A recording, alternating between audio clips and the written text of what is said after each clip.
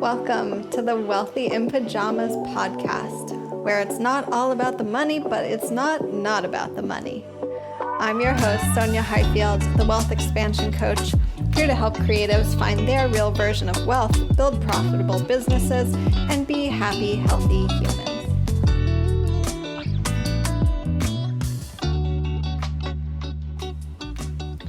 Hi, everyone. Welcome to today's episode of Wealthy in Pajamas. I am here with the lovely Seryna Myers. Seryna, thank you so much for being here today. I have been waiting for this for so long. I'm really excited. I'm so happy. Thanks for having me.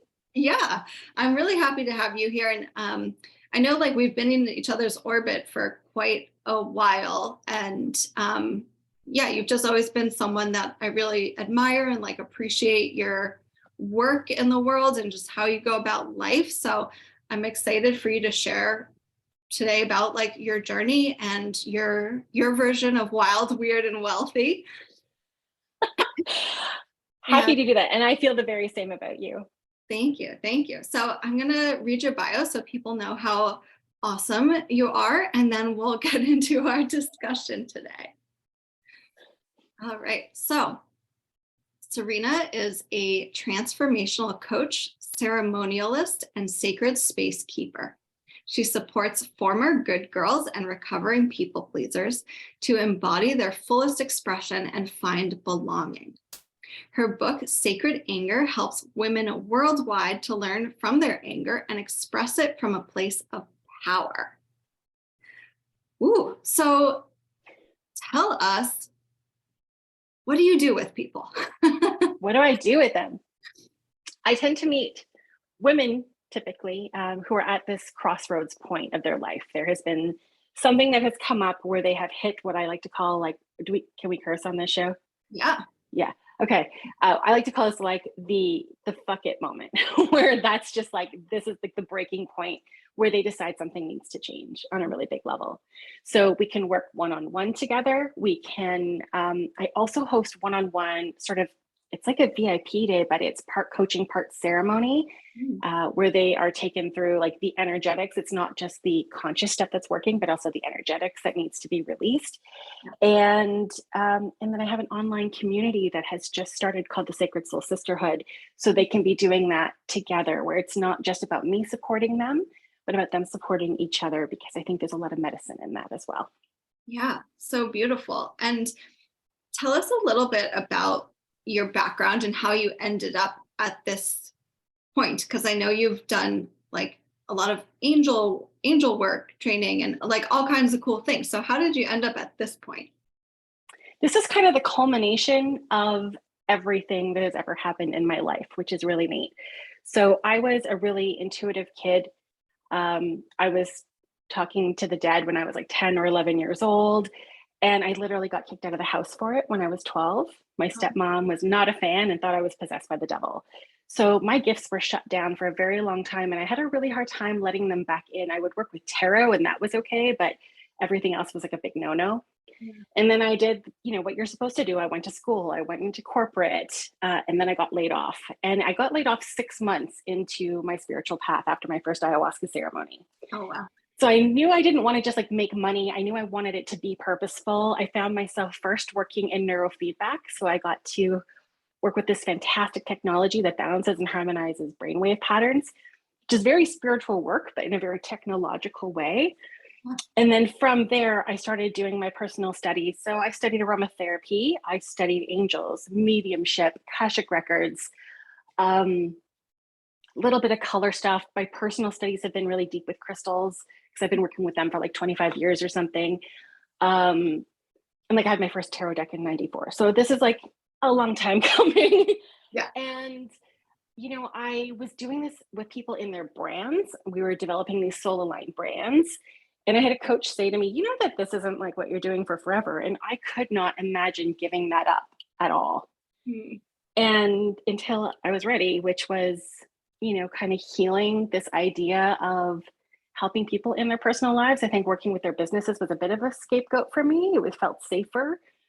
And yeah, I got to take everything that I've learned, everything in my personal practice, and then use it to help people in courses and one-on-one and so on. And oh, and I'm trained in life coaching as well, of course. Like I'm certified in that too. So, it was really like I think that we are these really dimensional beings, and sometimes like the job title can kind of limit how you're able to show up.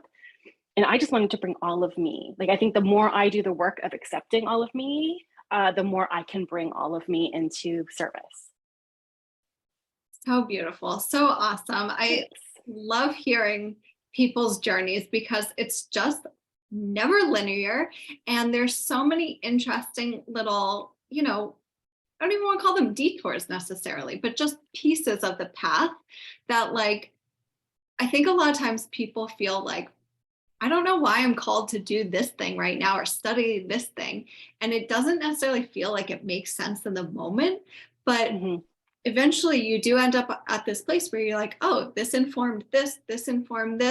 I'm using all of these different kind of tools and, pieces of knowledge now. And it really comes together. I'm just seeing this more and more of people who are like so multi-dimensional, multifaceted, just like multi-passionate, and they really get to craft these amazing careers where they can use all of those different pieces and then provide people with something that is like truly so unique and powerful.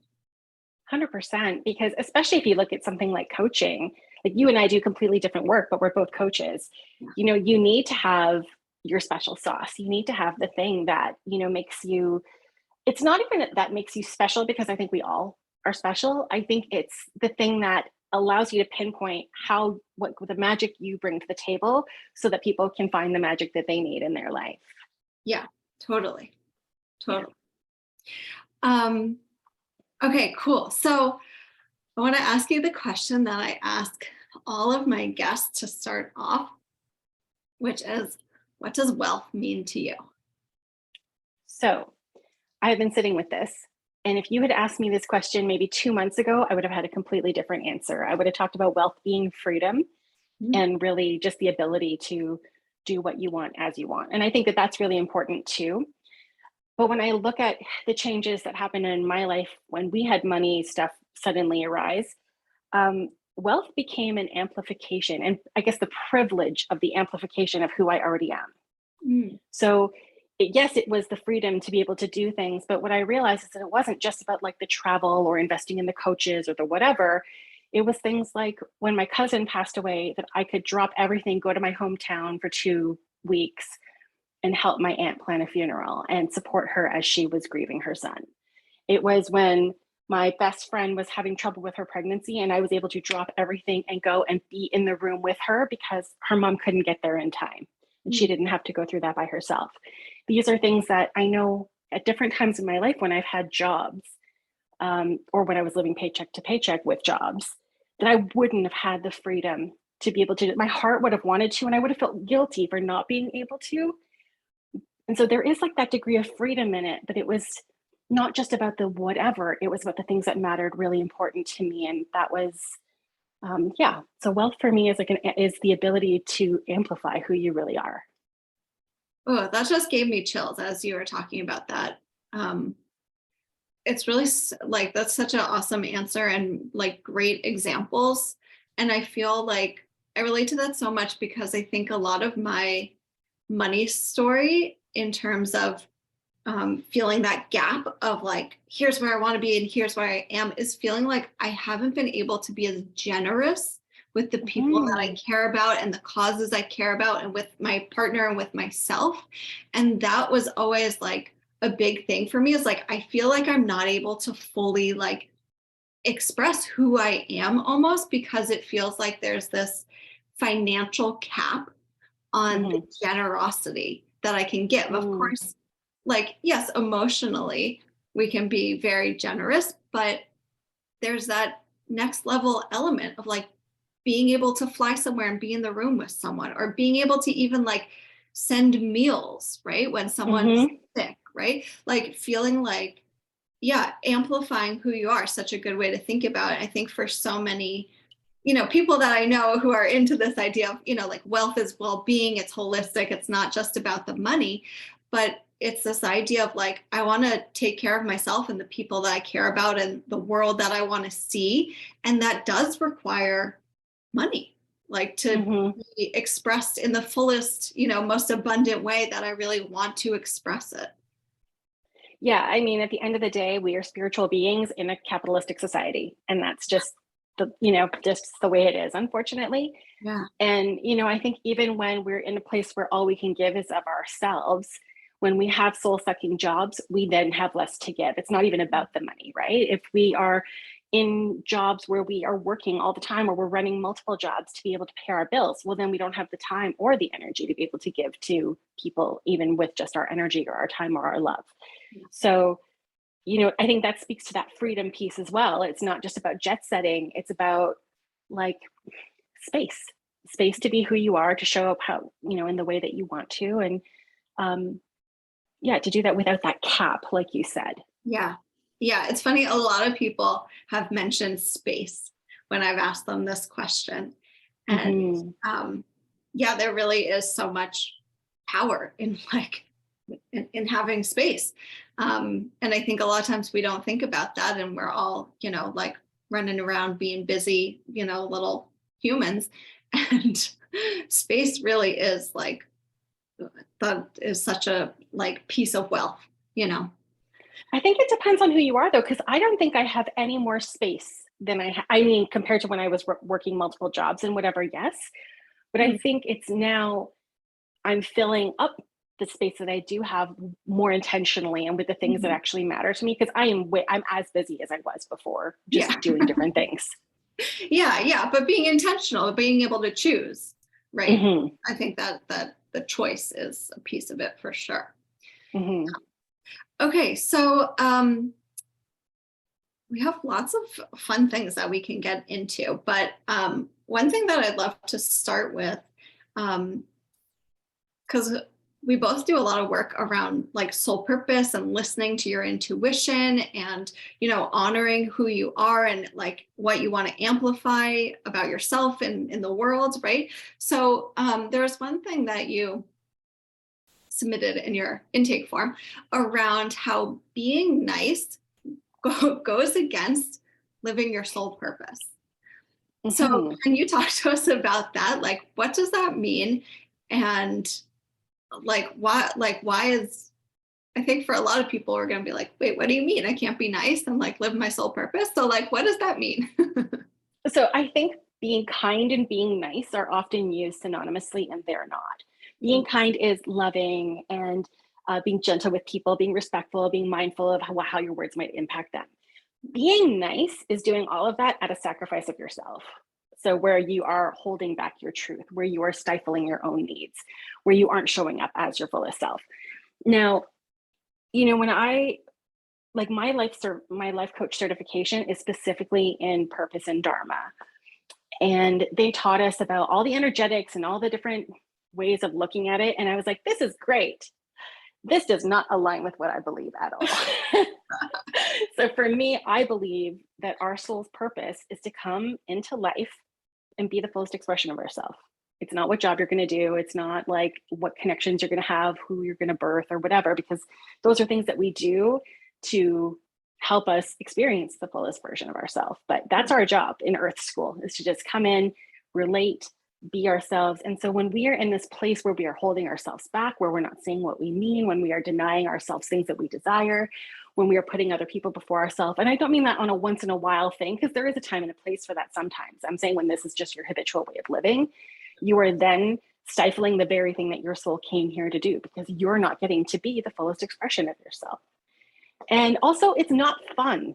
Like, you really do enjoy life more when you're not trying to think about who knows what aspect of you, like where you have to almost wear different personas depending on what circle you're in. I used to have a lot of shame about my pre-spiritual life. Like, I had been a mistress. I have been a phone sex operator. I came from crime and poverty and addiction. And there was always this feeling of like, oh God, someone's going to find out. And that shame was really in the driver's seat, where I would play different parts with different people so that I could find belonging. But it wasn't true belonging, and I couldn't trust the belonging because they weren't actually accepting me. They were accepting the bullshit version of me that I was sharing.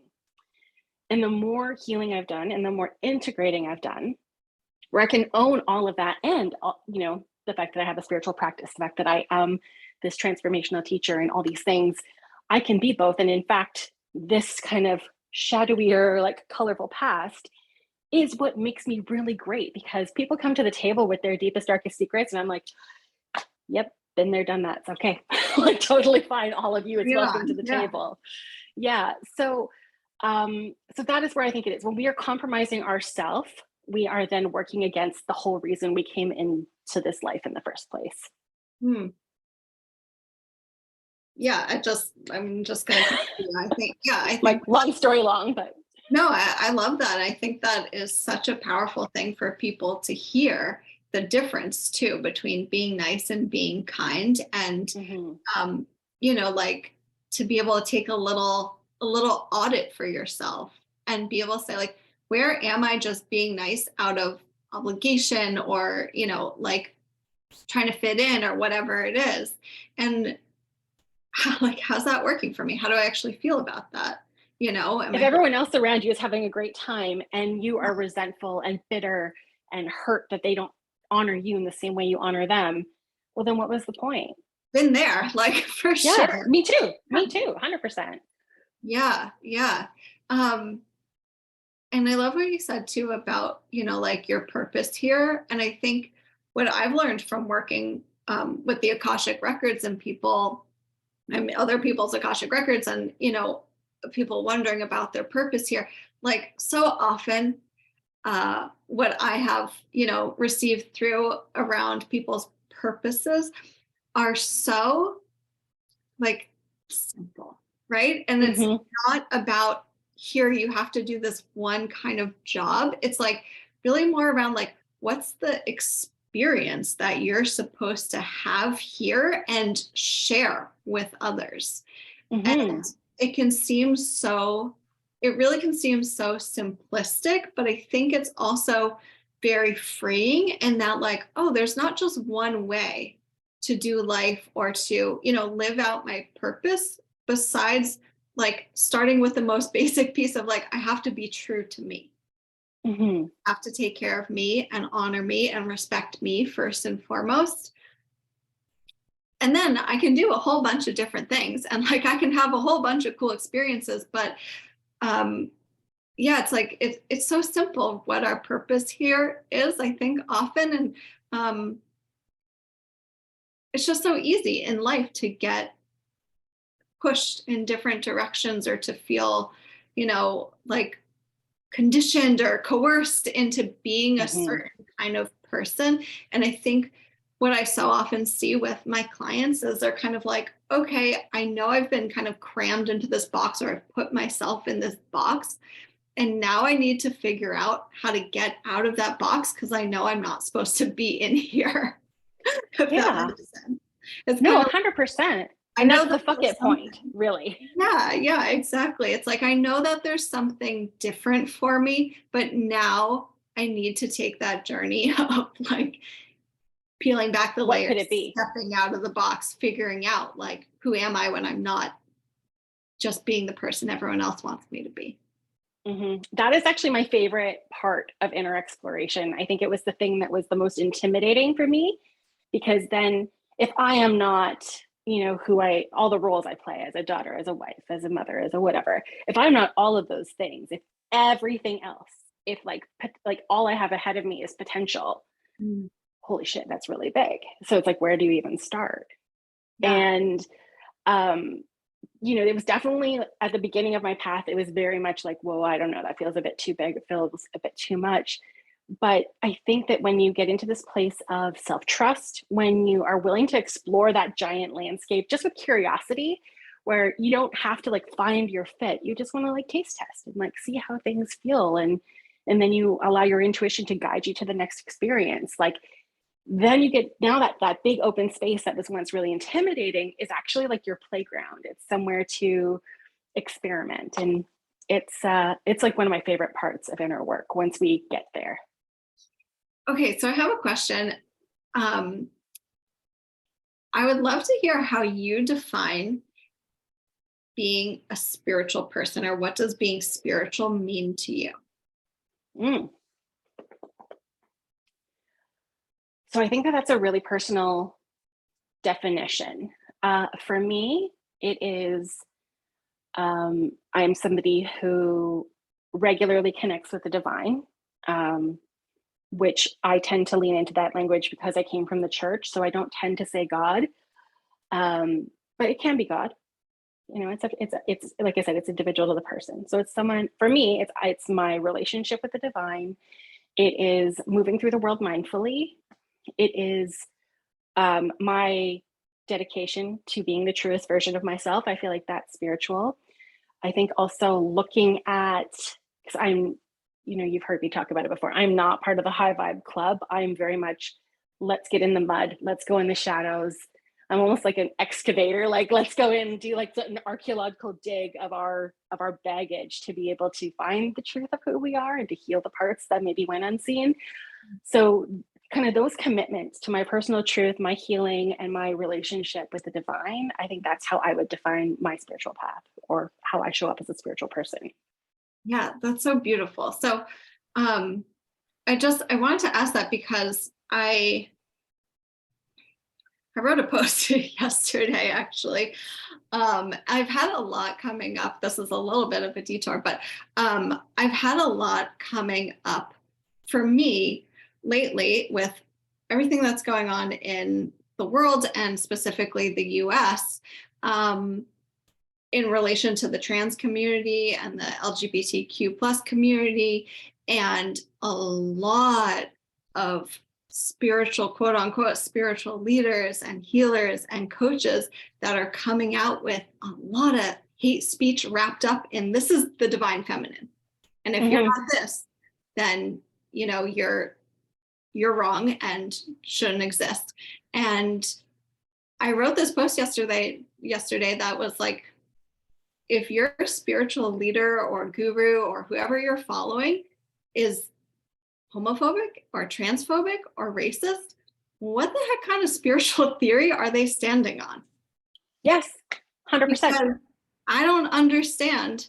For me, like when I think about being spiritual, and I think it's completely separate from religion, I think it is very much your own connection with the divine, the universe, nature, and yourself.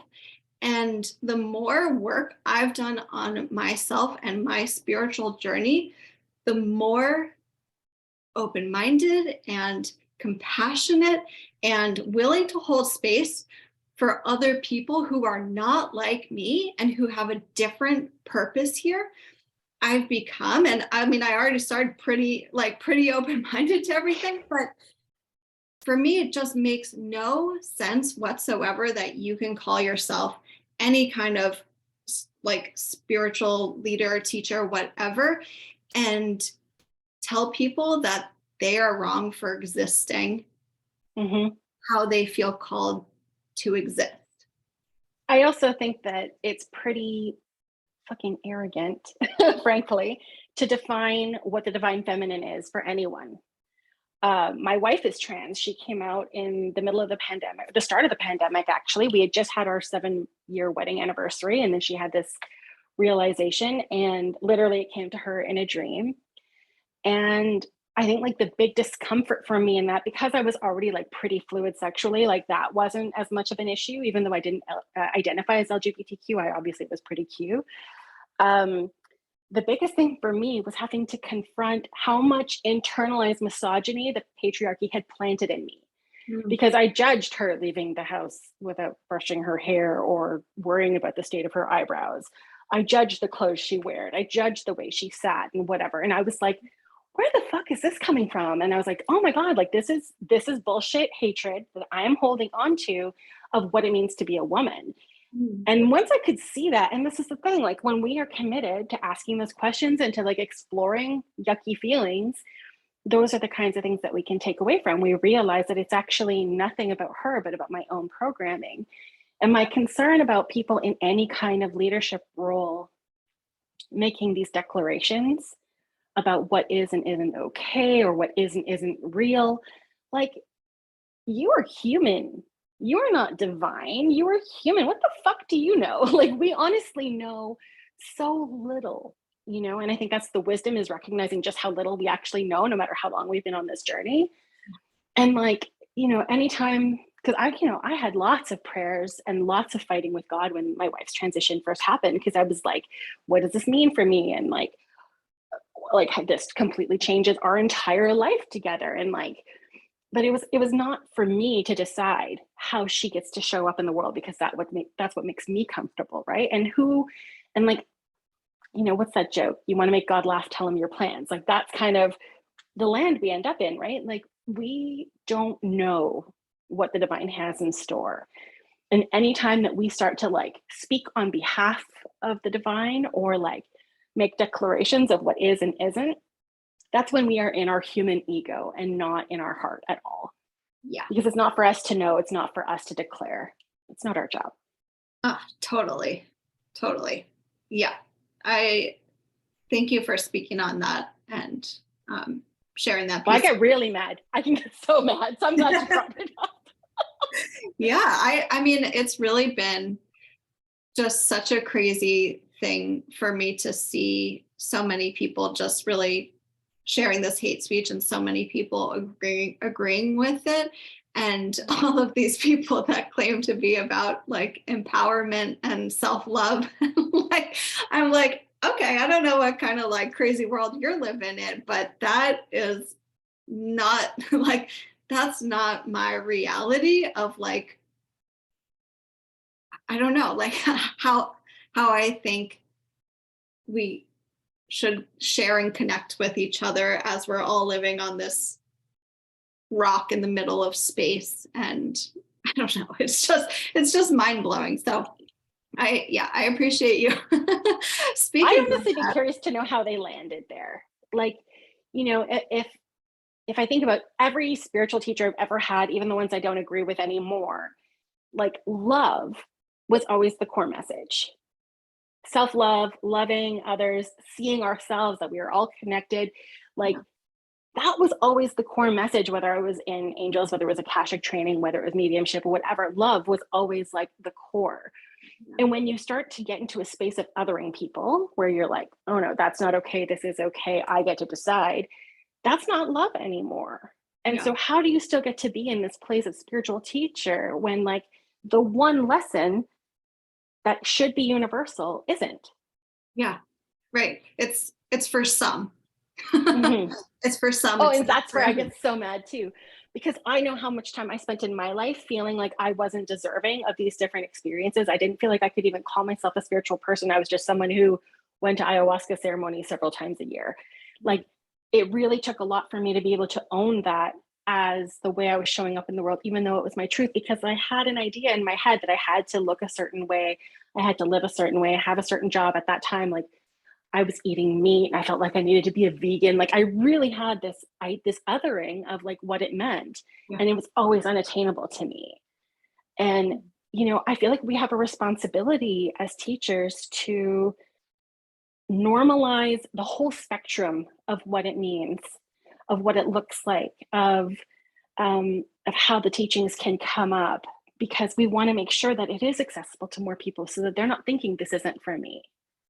Yeah. We should always feel included. We should always feel like there's a space for us on, you know, like for how we live our life. Absolutely. Yeah, totally. And so I would love for you to speak a bit about your work with sacred anger. Mm-hmm. And you talk about your book, whatever you want to get into, but I'd love for you to share about your theory, your philosophy, your work around that topic. Yeah. So in 2017, I had this falling out with my family. And it was just like the most ridiculous thing, but one of those like straw that broke the camel's back things. And I started writing a book about anger. And I didn't know really exactly what it was about, but I knew that I was pissed off and I had something to say about it. And there was a part of it when I looked back at it, there was a part of it that was like a little bit venti, a little bit about like this was an outlet. It wasn't actually supposed to be for public consumption. Those parts got edited out before the book got published. And I had a little part of me that was like, well, if people don't want me to write shitty things about them, then they shouldn't have behaved shittily. Like, this is sort of how I went into the idea, which good to ask the questions, but like that's not going to help anybody. And at the start of the pandemic, I started writing a completely different book. I shelved Sacred Anger, didn't want to touch it because it felt gross, like it felt heavy and hard. And because it was emotional diarrhea basically written on a page. And at the start of the pandemic, I started writing this other book, and everything was happening with the US election, and a lot of anger was coming up. And there was just this knowing that I had to dust it off the shelf. And so I pulled back out and sat with this book and like sifted through what was in there that was actually usable and wasn't just therapy for me. And I started realizing just how much anger had been teaching me over the years, about how, and this kind of goes back to that nice people pleasing part too, that allowing myself to have it be messy and ugly and be expressed was really liberating. And that it was showing me the things that matter to me. It showed me the ways I compromised myself, or where I didn't honor my boundaries, or like all the things that I did that pissed me off and made me resentful and bitter. It was like, bitterness is not my natural state. And if anger was what was getting me there, it was like, okay, well, then like, what do we got to do about the anger? Yeah. And the more I started working with it, and I think this was also like part of my shadow work and a lot of my Akashic healing, and like there's a lot of work happening at the same time, right? The more I started realizing that we can actually develop a strategy where we like recognize, first of all, that we're angry, because sometimes it's disguised as other emotions. Yeah. Then we can give ourselves the space to just feel it. Let it be ugly. Don't try to contain it. Don't try to control it. And certainly don't try to bypass it and stop in the middle of your anger and go, what's the lesson I'm trying to get from this? No, let it get ugly, because you can't get the lesson until you actually embody the emotion. Mm. Then once you've done that, you can go, okay, that was big. Now what? And that's when we start to almost do like this autopsy of the experience, so that we know, okay, these were the lessons that were within that. But we can't, like, I think spiritual people don't want to get in the gunk of gross emotions like anger. It's tough. It's really tough. It's hard, yeah, and it's not fun, and it's exhausting, and like we want to be high vibe, and we worry that being in that space is going to take away from our manifestations or our attracting good things or whatever, right? So we want to bypass it, but if we bypass it, guess what? Lesson comes back, because we didn't learn it. Our soul came here to learn these experiences. Anger is a human emotion that is going to show up for us, and every time we cut across and we go right to the lesson because we don't want to actually let ourselves feel it, we just start the cycle over again. So yeah, that's kind of like my ultimate thing, is that it is a really sacred teacher if we're willing to listen to it. And we also need to have strategies so that we can create the space to feel it, so that we actually understand what the lessons are, and that we have some tools that we can move it. Because oftentimes it's like, okay, I'll let myself feel it. And then you're just stuck with this like low vibe, heavy feeling that you don't really know what to do with after, and it weighs you down. But if you have these other strategies or ceremonies or practices or whatever, then you can get on with the business of living your life without being held back by it. But I think the first thing is just like the willingness to actually feel it is probably the hardest part, and everything else starts to get a little bit easier after that. Yeah, I mean, I've definitely gotten stuck with that myself too. And I think it's one thing to like make space to be like, okay, I'm going to go like be angry in my room and I'm going to let it all out. But then actually knowing like, well, okay, what do I do once I'm here? And what am I doing to kind of like move through this and honor it and understand it? So what are some of the tools that you love to use when you're like navigating your anger? So I'm someone who needs to have a lot of tools, because in the moment, one thing will work and one thing won't. And that one thing that won't would have worked last time, but not this time. So I need a lot of things. I like to scream into a pillow. When I was a kid, in class, I used to tear paper. That was like my big thing. Now I tear paper and I set it on fire, because fire is like a big transmuter for me. I work with like Palo Santo and Buffalo Sage and different tobacco blends that are really cleansing, that have been gifted to me. I drum. I've been noticing, I used to use it for anger. It seems to, since my cousin passed last year, my drum has been hijacked for grief. I use it for anger and then grief just comes out. So it was a tool, but now I guess it's less of one now. if it's tied to someone else, I do a lot of cord cutting and clearing, and I'll work with the angels. And when I am really dug in, because sometimes my anger is very self-righteous, like really, really, like it's probably my ugliest trait. When I am deep in self-righteous energy, then I don't actually try to move it. What I do is I pray for the willingness to not be angry anymore. And sometimes that ends up having to be the prayer for a while. And then it shifts. It's almost like an egg that cracks. And then I can use the tools to like open the rest of it. But like I need to crack it first. And when I'm really dug in and stubborn, I can't. But the willingness will eventually crack it. And then I can use one of those 800 million other things. I think it's like chapter 9 in the book is just tools of ways to be able to clear it. It was like, I'm like, okay, what do I know? Let's put it all in the book. Let's make sure there's something here for everybody. Because, you know, for some people are going to go for a run. I'm not going to go for a run. Like that does not help me. That makes me angrier, you know, but some people, that's their thing. Right. And so I want to make sure that people have like a whole like buffet of tools, and then they can pick and choose the ones that might resonate for them. Yes. Okay. I love that. We'll make sure to link people so that they can buy your book and yes. Chapter 9. Get all the tools, get all the information.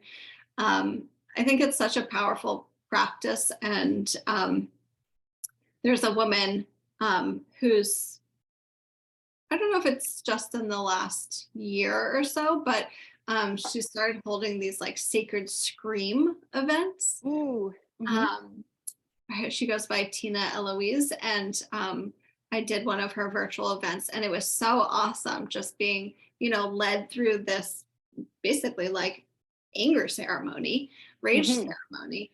And it was great. And there was things in there that like, I don't think I would have got to if I was just doing it on my own, because it's really easy to go like one layer down and then kind of be like, okay, I think that's enough, you know, like. Or to experience it from the head up instead of letting it be in the rest of the body. Yeah, the full body, like we were on the floor, we're like, and you know, I was in my own space. And so that's also so helpful too, because it can be really vulnerable when you're like screaming and yelling and moving and it's crying. So ugly. Like and we're for how conditioned we are to like look nice and be pretty and whatever. It is so ugly. Yeah. And you know what? That's the beauty of it. Like it's, yeah. You just like go into beast mode, and it's like, it's very primal. Primal is the exact word I was going to use. I have this aspect of me that I lovingly refer to as ghetto girl, because she developed in me when I was living in the ghetto. And she is fierce.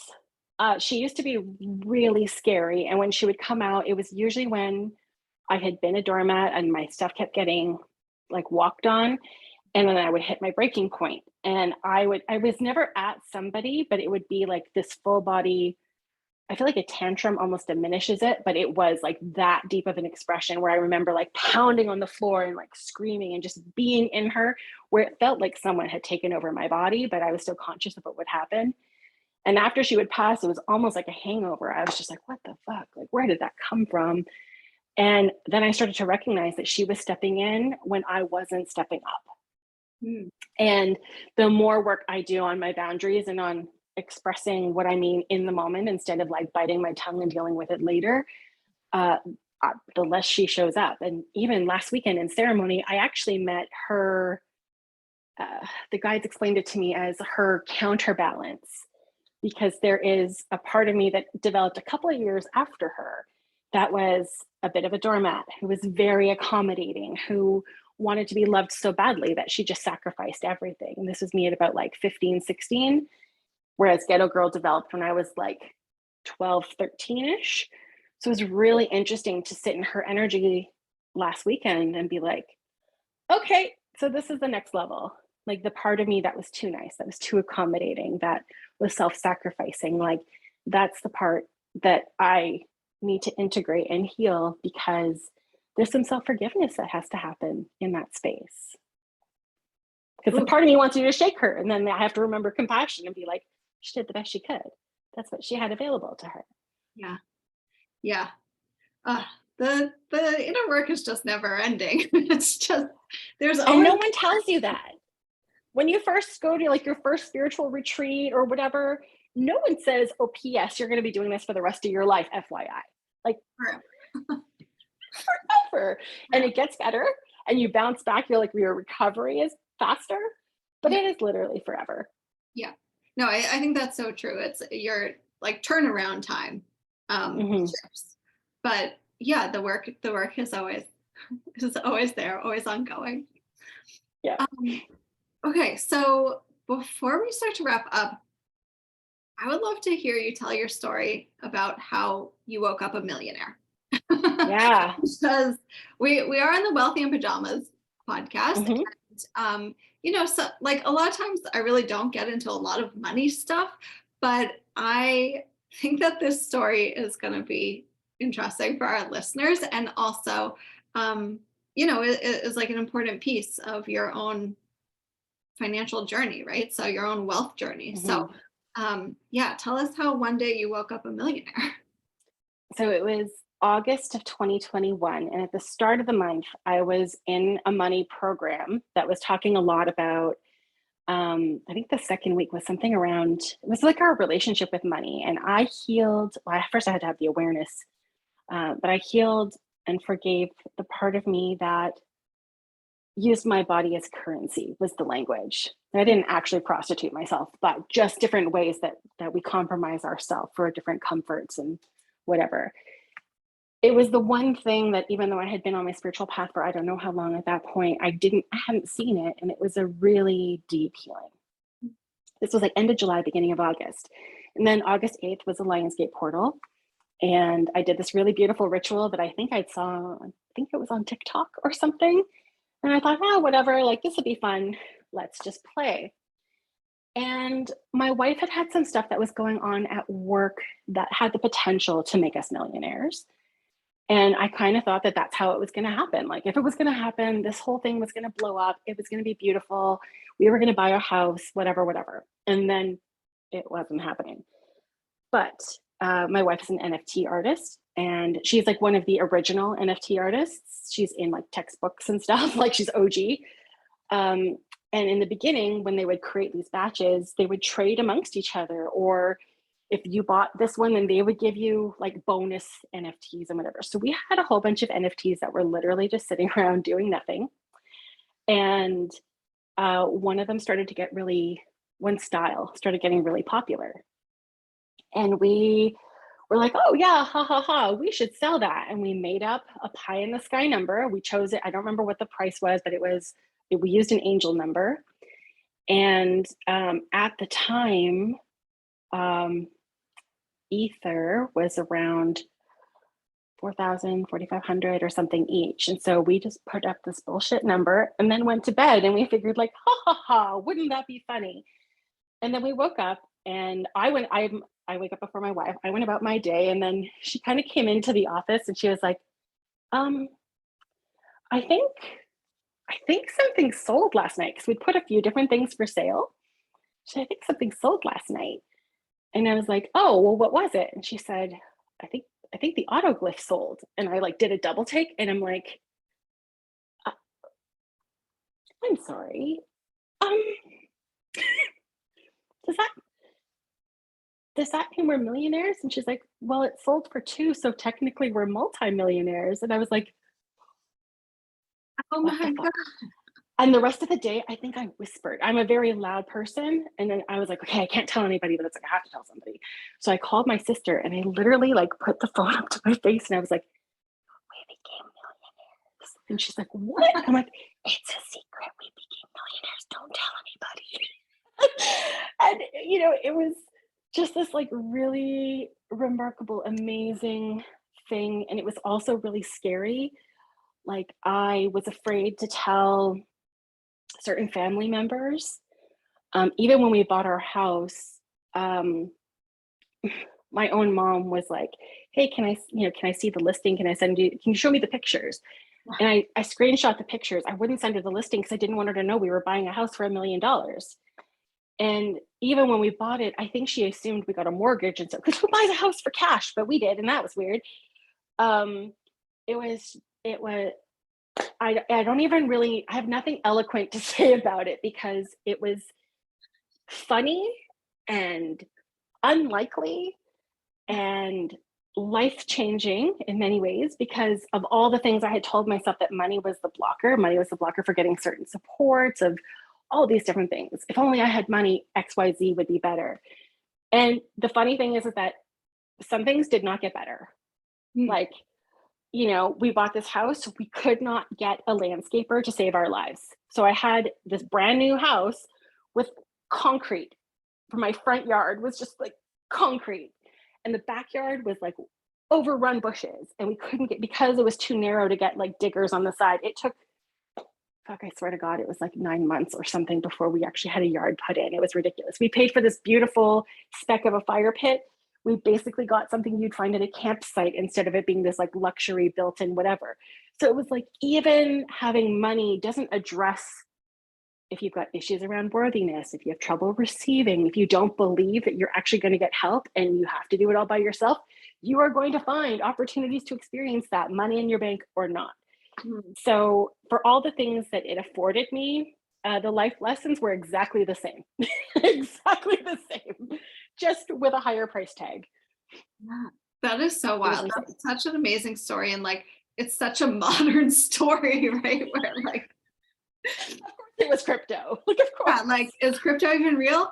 But yeah, it is. So that's so crazy. And so for you personally, like, yeah, were there any other like major kind of like money mindset things that either shifted for you or that you were kind of like, oh, I actually feel the same way. Like the money didn't actually change how I feel. So I think because the money, it happened during the pandemic, it happened about a year after my wife's transition, like maybe like a year and 2 months or something. I was already in a bit of a shook space about how I wanted things to be, who I wanted to be. Like, I think the pandemic gave us all the opportunity to ask those questions. I think if it had happened in a place where I was really grounded and settled, it probably would have gone right to that amplification piece. But if anything, you know, when we talked at the beginning of the conversation about that big open field of like, okay, if you're not the roles you play, all of this is available to you, it made that field a lot bigger. And that put me in a bit of a tailspin for a while. And that had nothing even to do about my beliefs about money, but about my beliefs about who I was, because I was really questioning that, given that my relationship had changed and we moved to a new city and the pandemic had me locked up in the house, like all these different things. Yeah. The thing I think that was really big for me had nothing to do with becoming a millionaire, but it was the work I did before that. And that was playing the prosperity game. That is an Abraham Hicks thing where every day you get like a fake amount of money that you have to spend. And there was something about doing it, particularly when you're getting into like the days where, hey, you've got $10,000 to spend today. Like, what are you going to do? Okay, you've got $100,000 to spend today and you have to use by midnight. What are you going to do? And I think being in that space of being able to think, because eventually you don't need 800 houses. You don't need, you know, a personal yacht. You like, it stops being about the things and it starts being about like, okay, well, what are the supports I would want to call in, and how would I want to support other people, and what charities do I want to donate to? Like my first Christmas in this city, my realtor and I, because we were friends, we went on like a buying spree and we made all these gift bags and we brought them. We have like a homeless camp in our city for people who are unhoused. And we were able to put in like warm socks and gloves and toques and different like packaged foods and cutlery for them to be able to eat it, all these things. We just did that like out of our own pockets. And like, I wouldn't have been able to drop hundreds of dollars to be able to make that happen before, but I could, because now I was in this space. So that's where that amplification of who you are. But you have to get in the headspace, first of all, of thinking like, if everything is an option, whether it's about how you spend your money or about who you are and how you show up in the world, what do you do? And that's the dreaming space that a lot of people are afraid to even allow themselves to open up to. I certainly was. But the more you can start thinking about that, if everything was an option, what do I do? Because what I noticed with the prosperity game and what I noticed with ultimately after the money came in was that the things that I chose were upgraded versions of the life I had been living. And that was so validating, that I was living, like the smaller means version of these big lofty dreams, but that still felt really good because that told me that I was in alignment. And then we just got to do that on a bigger scale. So awesome. Oh my goodness. Well, I think that's such a perfect place to kind of wrap, is that question of if everything's an option for you, if everything's a possibility for you, like what do you really want? Who do you really want to be? How do you want to move through the world? What supports do you need? What supports do you need? Everyone go grab your journals, hit pause, rewind, listen to that again. That's such a beautiful place to just a beautiful, beautiful questions to have. I was going to say to start, to end, whatever, wherever we're at, wherever we've caught you on your journey. If you can pause and play with that and allow yourself a little space to dream and imagine and, just get into that realm of possibility. Because I think from there, then you start to see like, oh, the next steps or who you might want to connect to, right? Because it's not that you have to do everything, the next day or everything's going to come to you overnight, but it's like when you allow yourself to just play with the expanse of what could be for you and what you truly desire, it's like the blueprint starts to form of how to get there, how to be that, right? And I think it's coming back to the questions too, asking them more than once. Like maybe you revisit this every 3, 6, 9 months, whatever. Or maybe it's on New Year's, every year you ask yourself these questions. And allowing the answer to be different, because it's not about being better or worse before or after. It's just the evolution of what you need in that moment, and allowing yourself to need something different, to want to be something different. The more healing you do, the more you know about yourself, that's going to express itself in different ways with different desires. And giving ourselves permission to allow the dream to change too is really big. We have to not just ask the questions, but ask them again and again throughout our life. Yes, such a good point. Allow the dream to evolve. I love it. Yes. Okay, Seryna, I'm going to ask you to put your ears on. So if you're listening on just a podcast, Seryna's wearing adorable red and white polka dot Minnie Mouse pajamas with the big Minnie Mouse ears and a bow on top. So now she's got her ears on. And will you tell people where they can find you, and if there's any, offer or service that you want to highlight and share with everyone? Absolutely. So I'm on most social media channels at Seryna Myers. So that's kind of like an easy blanket one. I also have, if you're on this journey of trying to figure out who you are in new ways, the thing that I like to focus on is who are you in community? And I have this really beautiful quiz that will help you identify what your community keeper role is. And then from there, you find your archetype.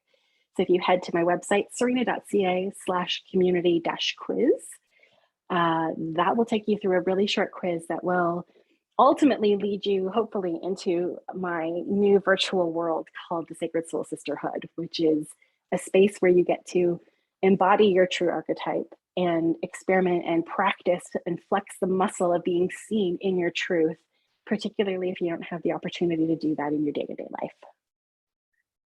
So beautiful. Thank you so much for sharing. We'll make sure we link to everything, and highly recommend following Seryna, getting into her world.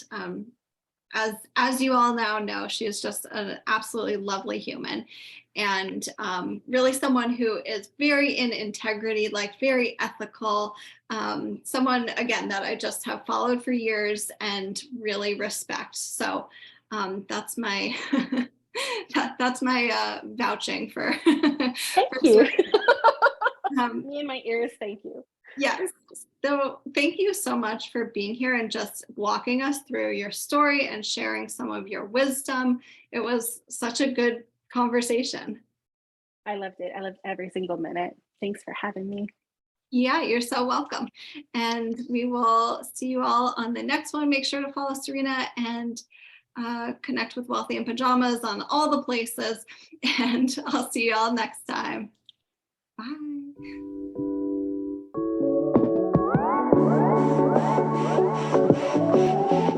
Hey all, thank you so much for tuning in today.